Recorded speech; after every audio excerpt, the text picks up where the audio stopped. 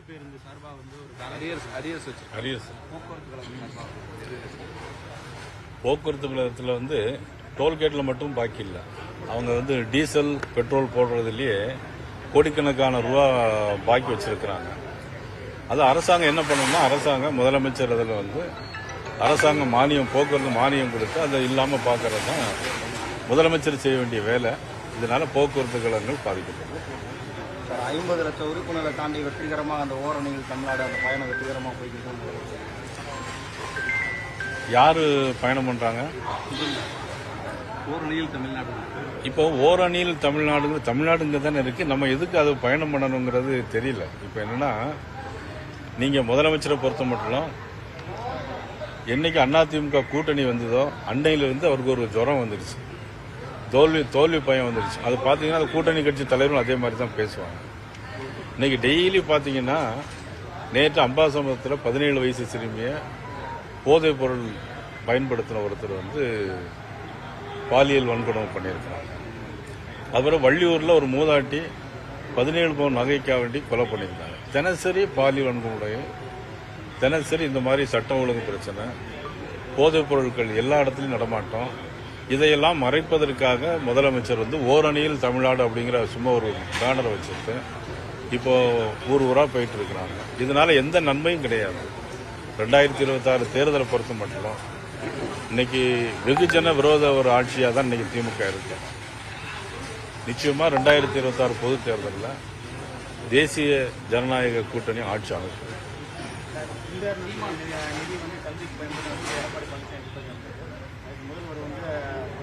பாஜகவோட டம்மி வாய்ஸாக தான் எடப்பாடி பழனிசாமி வாய்ஸாகவே மாறிட்டாங்க. முதலமைச்சருக்கு இப்போதான் என்ன பேசுறதுன்னே தெரியல. மாண்புமிகு முன்னாள் முதலமைச்சர் அண்ணன் பழனிசாமி அவர்கள் பேச வேண்டிய கருத்தை தான் பேசியிருக்காங்க. இதில் பாரதிய ஜனதா கட்சியினுடைய கூட்டணி தோழமையில் நாங்கள் இருக்கோம். இதில் அவருக்கு டம்மி வாய்ஸாக இருக்க வேண்டிய அவசியம் ஒன்றும் இல்லை. விருதுநகர் காத்தூர்ல வந்து அந்த சந்திப்புல வந்து மதிமுகவினர் வந்து செய்தியாளர்களை தாக்கியிருக்காங்க. ஒரு வைகோ வந்து அந்த அவதூறுகளா வந்து செய்தியாளர்களை பேசியிருக்காங்க. அவர் மேல புகார். அண்ணன் வைகோ அவர்கள் வந்து எப்பொழுதுமே கொஞ்சம் கோவப்படுறது ஜாஸ்தியாக அவருக்கு இருக்கும். கூட்டத்தில் இருக்கும்போதே சத்தம் போடுறது, பேசுறது வந்து அண்ணன் வைகோ அவர்கள் வந்து ரொம்ப எல்லா இடத்துலையும் பேசிட்டு இருக்கிறாங்க. நமது பத்திரிகையாளர் தாக்கப்பட்டிருக்காங்க. உண்மையில் அது கண்டிக்க தகுந்தது, வருந்தத்தக்கது.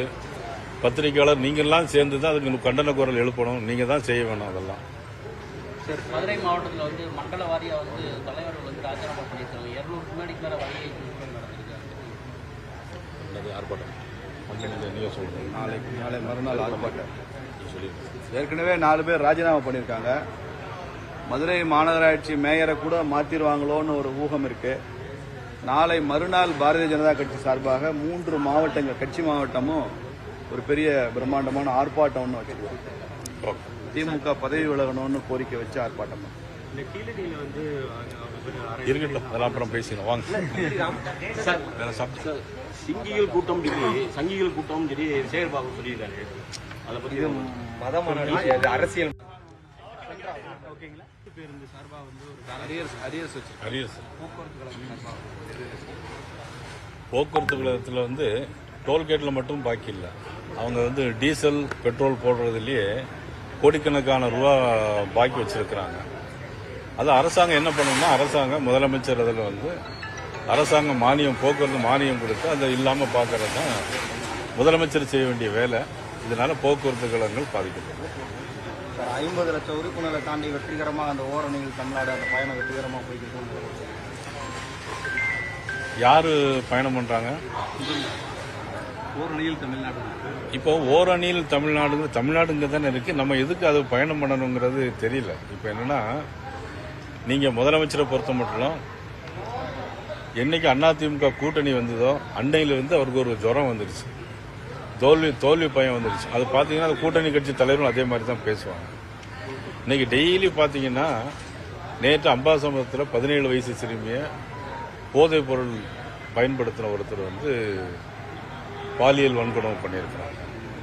அதுபோல் வள்ளியூரில் ஒரு மூதாட்டி 17 பவுன் நகைக்காக வேண்டி கொலை பண்ணியிருக்காங்க. தினசரி பாலியல் வன்கொடுமை, தினசரி இந்த மாதிரி சட்டம் ஒழுங்கு பிரச்சனை, போதைப் பொருட்கள் எல்லா இடத்துலையும் நடமாட்டம், இதையெல்லாம் மறைப்பதற்காக முதலமைச்சர் வந்து ஓரணியில் தமிழ்நாடு அப்படிங்கிற சும்மா ஒரு பேனரை வச்சுட்டு இப்போ ஊர் ஊரா போயிட்டு இருக்கிறாங்க. இதனால எந்த நன்மையும் கிடையாது. 2026 தேர்தலை பொறுத்த மட்டும் இன்னைக்கு வெகுஜன விரோத ஒரு ஆட்சியாக தான் இன்னைக்கு திமுக இருக்கு. நிச்சயமா 2026 பொது தேர்தலில் தேசிய ஜனநாயக கூட்டணி ஆட்சி அமைக்கும். இந்த நிதி வந்து கல்விக்கு பயன்படுத்தி எடப்பாடி பழனிசாமி அதுக்கு முதல்வர் வந்து பாஜகவோட டம்மி வாய்ஸாக தான் எடப்பாடி பழனிசாமி ஒரிஜினல் வாய்ஸாகவே மாறிட்டாங்க முதலமைச்சருக்கு இப்போதான் என்ன பேசுறதுன்னே தெரியல. மாண்புமிகு முன்னாள் முதலமைச்சர் அண்ணன் பழனிசாமி அவர்கள் பேச வேண்டிய கருத்தை தான் பேசியிருக்காங்க. இதில் பாரதிய ஜனதா கட்சியினுடைய கூட்டணி தோழமையில் நாங்கள் இருக்கோம். இதில் அவருக்கு டம்மி வாய்ஸாக இருக்க வேண்டிய அவசியம் ஒன்றும் இல்லை. விருதுநகர் சாத்தூரில் வந்து அந்த சந்திப்பில் வந்து மதிமுகவினர் வந்து செய்தியாளர்களை தாக்கியிருக்காங்க. ஒரு வைகோ வந்து அந்த என்ன சொல்றாங்க அவதூறுகளாக வந்து செய்தியாளர்களை பேசியிருக்காங்க. கடவுள் கண்டிப்பாங்க அவர் மேலே புகார்.